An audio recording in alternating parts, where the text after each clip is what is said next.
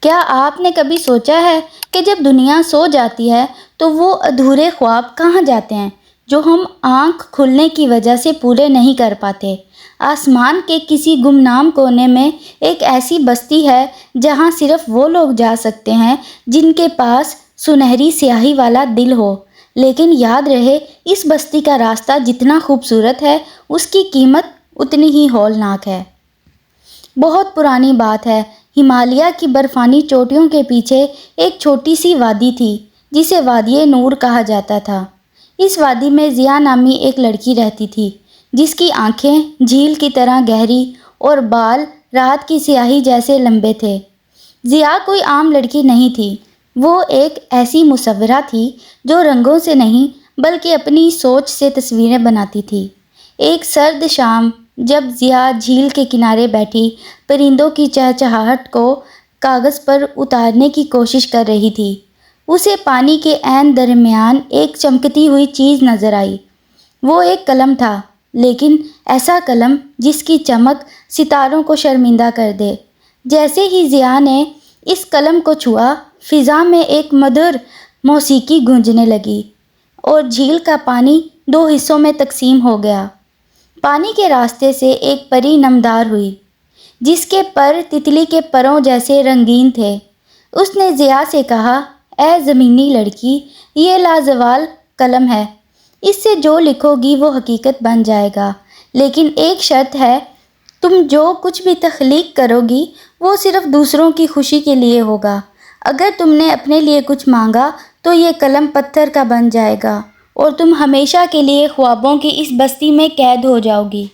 ضیا کا دل تو پہلے ہی بہت بڑا تھا۔ اس نے قلم تھام لیا۔ پہلے دن اس نے لکھا، بستی کے تمام بھوکے بچوں کے سامنے لذیذ کھانوں کے دسترخوان بچھ جائیں۔ اگلے ہی لمحے پوری بستی میں خوشبو پھیل گئی اور غریبوں کے گھر اناج سے بھر گئے۔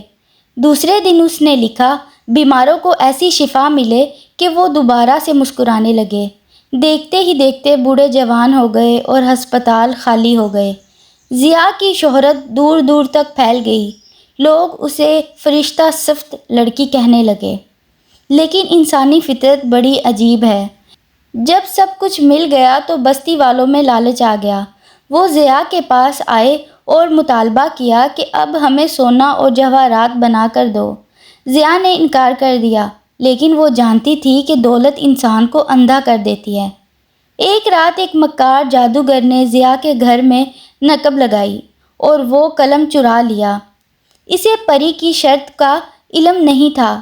اس نے قلم اٹھایا اور لکھا، دنیا کی تمام دولت میری ہو جائے اور میں سب سے طاقتور بن جاؤں۔ اچانک ایک زوردار دھماکہ ہوا، قلم جادوگر کے ہاتھ میں پگھل کر دہکتا ہوا کوئلہ بن گیا اور پوری بستی کے گرد ایک کالی دھند چھا گئی۔ پری دوبارہ نمودار ہوئی اور غصے میں بولی، تم لوگوں نے نعمت کی قدر نہیں کی، اب یہ بستی ہمیشہ کے لیے اندھیرے میں ڈوب جائے گی۔ ضیا تڑپ اٹھی۔ اس نے اپنی جان کی پرواہ کیے بغیر پری کے قدموں میں گر کر التجا کی، میری بستی کا قصور نہیں، یہ لالچ اس جادوگر کا تھا۔ آپ قلم مجھ سے لے لیں، میری بینائی لے لیں، لیکن ان معصوموں کو معاف کر دیں۔ پری ضیا کی قربانی دیکھ کر پگھل گئی۔ اس نے کہا، ضیا، تمہاری نیت نے اس قلم کی تاثیر بدل دی ہے۔ اب یہ قلم کسی کے ہاتھ میں نہیں رہے گا، بلکہ تمہاری آواز میں سما جائے گا۔ تم جو کہو گی وہ سچ ہوگا، بشرطے یہ تمہارے الفاظ میں سچائی اور محبت ہو۔ اس دن کے بعد ضیا نے کبھی قلم نہیں اٹھایا۔ وہ اس بستی کے چوراہے پر بیٹھ کر کہانیاں سناتی تھی اور اس کی کہانیوں کے اثر سے فصلیں اگتی تھیں، بارشیں ہوتی تھیں اور لوگ خوش رہتے تھے۔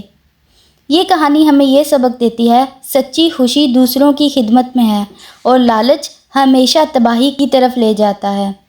یہ تھی آج کی کہانی۔ اگر ویڈیو اچھی لگی ہو تو ویڈیو کو لائک کریں اور چینل کو سبسکرائب کریں۔ شکریہ۔